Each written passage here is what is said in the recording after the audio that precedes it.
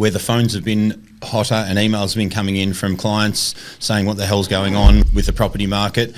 It seems like that same bit of hysteria at the moment. There's a lot of uncertainty out there, no doubt. You know, phones ringing hot, as you say, with people wanting to know what does it mean for me and what does it mean for the property market. We probably want to rip the Band-Aid off. Matt, at the moment, the media are putting out these big headlines and it's designed to distract us from the truth.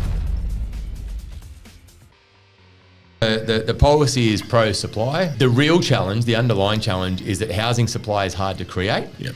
And being able to do that is a lot harder than most people realise. So one of the common things that we're hearing is, oh, the government's pro-supply, that's going to mean that there's a whole lot more properties on the market. We know that's not going to be the case. Once you put your price up and the market's accepted your price, prices are up considerably, considerably in all those factors. Say you got, for ease, 3.5 people per household. There's 10,000 new families. Immigration's running well over 400,000 people into the country at the moment. So it's a drop in the ocean.